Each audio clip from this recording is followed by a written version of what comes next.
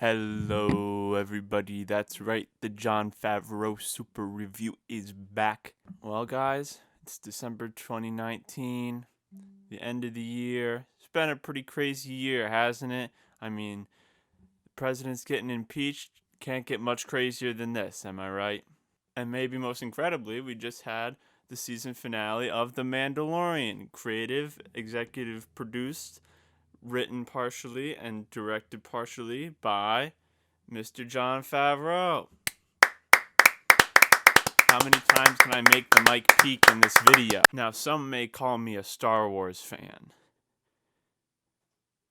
but I really only care for the original trilogy. Now, is The Mandalorian the greatest thing to ever happen to Star Wars? No. Is it the worst thing to ever happen to Star Wars? No. Is it the best thing to happen to Star Wars since the original trilogy? Probably. I've never seen the Clone Wars show, but I hear it's good. So these are two things that probably rank up there with the best things to happen to Star Wars in the past 40 years. Other than connect Star Wars, of course.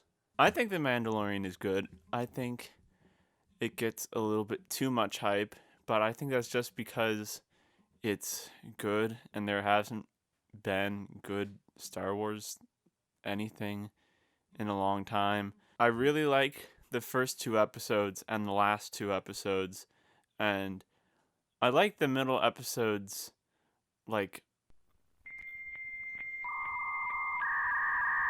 on their own as individual episodes, but I think it's obvious that they contribute less to the overall storyline. But I also think that's what they were going for. It just seems like it gets kind of slow, but each of them are independently good episodes. So it doesn't feel like they're filler episodes because they're all good. But I don't know. Just as a season, series, whatever you want to call it, it gets slow in the middle, which I don't care for. For a TV show, it's very impressive what they did budget-wise. I mean, of course, it's Disney, so they can pretty much do whatever they want. But it's still really cool what they did. It's a cool show. It's good. It's not the greatest television I've seen in my life. But, I don't know. It's fun. It's a good time. I give it 4 SpaghettiOs out of 5. But you're not here to see what I think of The Mandalorian. You're here to see what I think of what other people think of The Mandalorian, because that's what makes it a super review. All right. Now, interestingly enough, Mandalorian is tied between critic rating and audience rating at 93%. Interesting. We'll start with some professional reviews from Sharon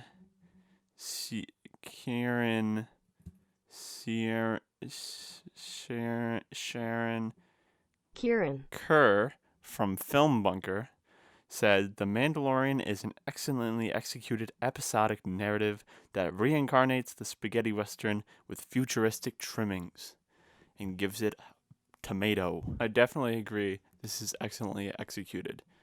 They could have done this a lot worse, but they put in the effort to get a good budget, a good crew, and a great cast. I don't watch many spaghetti westerns, but I definitely get a western vibe from it. I've seen Rango.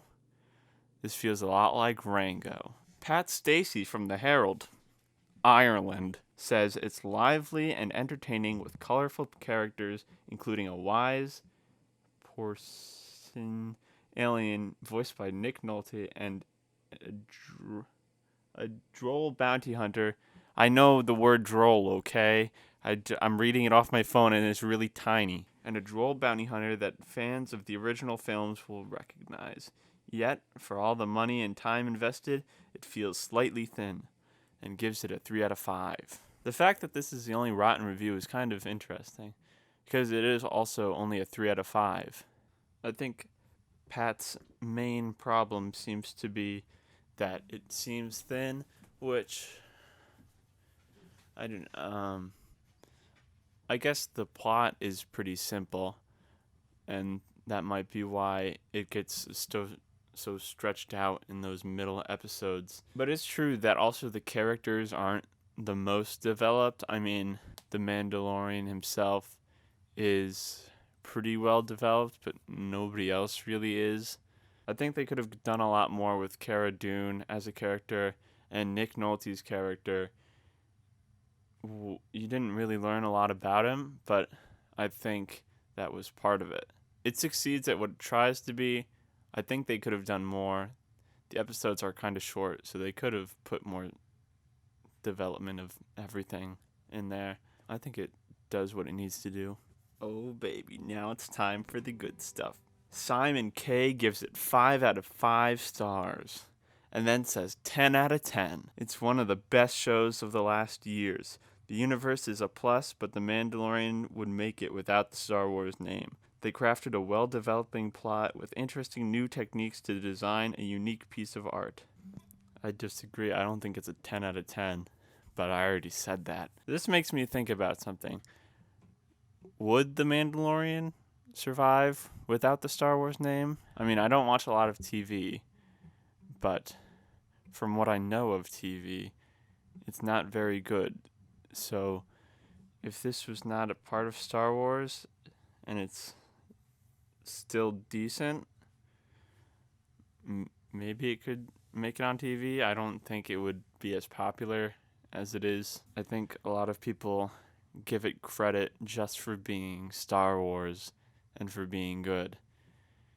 And I don't think it would get that same credit if it were just good. Next we have Smith T. Gives it 5 stars and says, the real freaking deal. Shout out to you, Smith T. You're keeping it simple. And then on the opposite side of the spectrum from Smith T, we have Tiziano C, who gives it half a star and says, listen to this, since I'm not on Disney payroll and this message does not come from a Star Wars fanboy, this is a real shame. The first episode is fantastic, but it also is not a good predicament of what the show will offer. The problem is that the producers have a fantastic material, but they have to strictly obey the child-friendly directives of Disney, and the child-friendly nature crawls out after the second episode and lasts till the end of the season. Probably will last since this show Lifeline. What? They launched Disney Plus, so in their shows they can't make mature content of any means. Otherwise, the childs could see them and the parents cold become very angry. The result of this is a very shallow, child-friendly, and unfortunately, a very dumb show. Can't help but think about what this show could have been if managed by another company, like HBO, for example. Now, I hear your frustration, Tiziano, but this has been a long-standing question of, does making something darker make it better? And my answer to that is usually no. Compared to the sequel trilogy of Star Wars, it is darker. I can think of some moments right now in the show. No spoilers, though. That would be very upsetting for a child to see. So I don't know if it's even that kid-friendly. Like the whole episode that takes place in the space prison is like a horror film. So I don't know if I would want my kid to see that. Maybe if they're an older kid, but I don't have any kids. What am I talking about? My point is, the show works. I don't think making it more adult would make it any better. I think spending more time developing conflicts and the characters would make it better. And at the beginning, you mentioned that you're not a Star Wars fanboy. Let me know if you're not a Star Wars fan and what you thought of The Mandalorian, because most of the people I know who've watched this are Star Wars fans and have liked it. Does it appeal to non-Star Wars fans? Because I think that relates to being able to hold up without having the Star Wars name on it. Like if someone's not a big Star Wars fan but they like this, then maybe it would be good even if it wasn't Star Wars. Oliver C. also has a negative review, 1.5 stars. Says, it started off strong, but then turned into a cheesy, predictable, boring, soulless Disney production. Oliver, your review started off strong, but then it turned into a boring, predictable, cheesy, soulless... No, I agree that it starts strong and then slows down, but it starts strong and then goes in a different direction, which might be the problem I was talking about at the beginning. It feels like it goes... or maybe more like...